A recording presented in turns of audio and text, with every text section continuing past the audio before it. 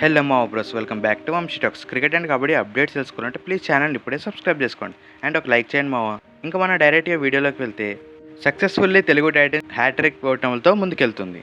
ఏంటి మా తెలుగు టైటన్ ఫ్యాన్స్కి బాగా అలవాటైంది మావా. ఫస్ట్ హాఫ్లో తెలుగు టైటన్ ఎంత లీడ్ ఉన్నా సెకండ్ హాఫ్ వచ్చేసరికి వాళ్ళ టెన్షన్స్గా ఓడిపోతుంది.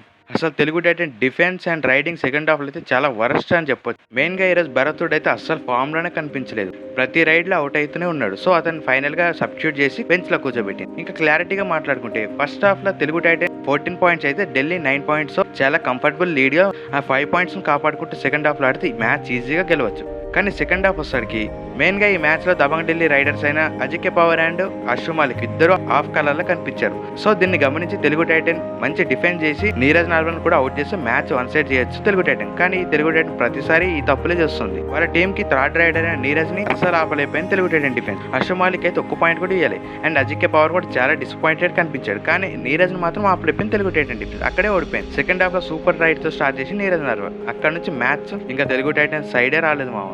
Once again Telugu Titan fans ని చాలా మూడప్ చేసింది. ఇంకా ఢిల్లీ యొక్క విషయానికి వస్తే నీరజ్ ఏకంగా 9 పాయింట్లు చేస్తే వాళ్ళ డిఫెన్స్ అయితే వేరే లెవెల్ అని చెప్పొచ్చు మామ. తెలుగు టైటన్ రైడర్స్ ఎవరు వెళ్ళినా వాళ్ళని ఈజీగా ట్యాకిల్ చేస్తారు. మెయిన్ గా ఫజల్ అండ్ సుజిత్ వీళ్ళ ఎక్స్పీరియన్స్ ని బాగా యూజ్ చేశారని చెప్పొచ్చు. అండ్ సౌరభ్ నందర్ హైఫై చేస్తే ఫజల్ కూడా ఇంకో హైఫై చేశారు. సో ఈ మ్యాచ్ లో మెయిన్ గా ఢిల్లీ యొక్క డిఫెన్స్ అయితే హైలైట్ అని చెప్పాలి. ఇంకో విషయానికి వస్తాడు తెలుగు టైటన్ కెప్టెన్ విజయ్ మాలిక్ అయితే లాస్ట్ 3 మ్యాచెస్ నుంచి అసలు పాయింట్స్ అయితే ఇవ్వట్లేదు. ఓన్లీ టీమ్ లో ఉంటున్నాడు కానీ రైడింగ్ లో అయితే పాయింట్స్ ఇవ్వట్లేదు అండ్ ఎక్కువగా వన్ సైడ్ ఆడుతున్నాడు మామ.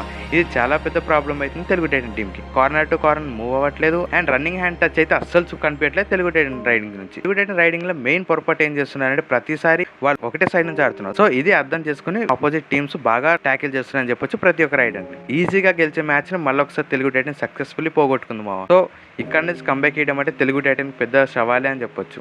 చూడాలి నెక్స్ట్ మ్యాచ్ నుంచి ఏం చేస్తుందో మరి. హెడ్ కోచ్ అయితే చాలా సీరియస్ గా కనిపిస్తున్నాడు టీం మొత్తం మీద. మెయిన్ గా భరతుడ మీద అయితే చాలా కోపంగా కనిపిస్తున్నాడు టీం హెడ్ కోచ్. ఇందులో తెలుగు టైటన్ టీం ఏమేమి తప్పులు చేస్తుందో కింద కామెంట్ చేయండి. వన్ సెకండ్ ప్రూవ్ చేసి తెలుగు టైటన్ సెకండ్ హాఫ్ లో ఎలా ఆడుతుంది. ఇది మామ ఇక్కడ వరకు వీడియో చూసింటే thank you so much. Please subscribe to Vamsi talks. Thank you.